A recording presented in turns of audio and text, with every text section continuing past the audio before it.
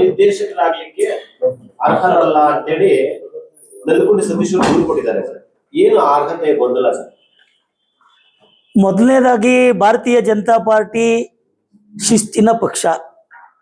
ಅದರಲ್ಲಿ ಯಲಹಂಕದಲ್ಲಿ 30 ವರ್ಷದಿಂದ ಬಹಳ ಶಿಸ್ತಾಗಿ ಭಾರತೀಯ ಜನತಾ ಪಾರ್ಟಿಯ ಸಂಘಟನೆಯನ್ನ ಮಾಡಿದ್ವಿ.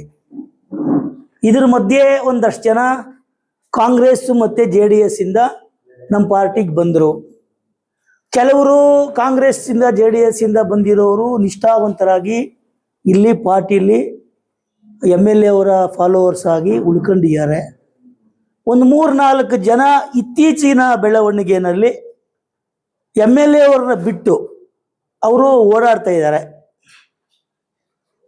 ಮೊದಲು 180 ದಿವಸ ಹಾಲಾಗ್ತಿಲ್ಲ, 5 ವರ್ಷದಲ್ಲಿ 3 ವರ್ಷ ಜನರಲ್ ಬಾಡಿಗೆ ಅಟೆಂಡ್ ಆಗಿರಬೇಕು, ವರ್ಷದಲ್ಲಿ 500 ಲೀಟ್ರು ಹಾಲು ಸರಬರಾಜನ್ನ ಡೈರಿಗೆ ಮಾಡಿರಬೇಕು ಅನ್ನೋ ಒಂದು ಇದಿದೆ.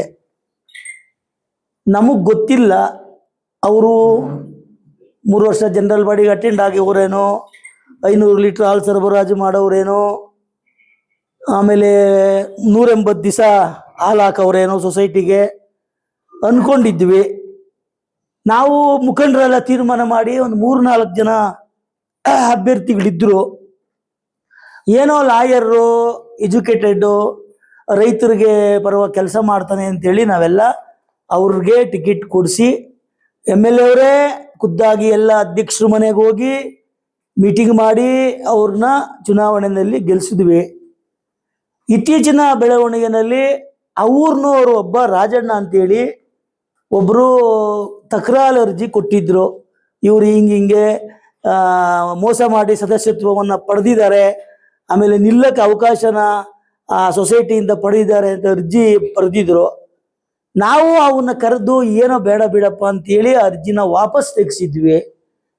ಈಗ JDS ನಾಯಕರಾಗಿರುವಂಥ ನೆಲ್ಕುಂಟೆ ಸತೀಶ್ ಅವರು AR ಹತ್ರ ಅರ್ಜಿನ ಹಾಕಿ ಆ ಅರ್ಜಿನಲ್ಲಿ AR ಅವರು ಸೂಕ್ಷ್ಮಗಳನ್ನೆಲ್ಲ ಗಮನಿಸಿ ಅವರು ಕದ್ರಮಲೆ ಸತೀಶ್ ಅವರನ್ನ ಅನರ್ಹಗೊಳಿಸಿದ್ದಾರೆ. ನಿಮ್ಮ ಮಾಧ್ಯಮಗಳಲ್ಲಿ ಎಲ್ಲ ಅದು ಪ್ರಚಾರ ಆಗಿದೆ.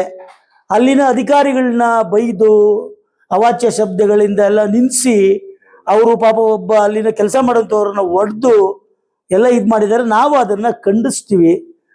ಕಡ್ತುರ್ಮಲೆ ಸತೀಶ್ ಅವ್ರನ್ನ ಕೂಡಲೇ ಬಂಧಿಸಿ ಅವ್ರನ್ನ ಕಾನೂನು ಕ್ರಮ ತಗೋಬೇಕು ಅನ್ನೋ ಆಗ್ರಹ ಕೂಡ ನಾವು ಇವತ್ತು ಭಾರತೀಯ ಜನತಾ ಪಾರ್ಟಿ ಯಲಹಂಕದಿಂದ ಮಾಡ್ತಾ ಇದ್ದೀವಿ.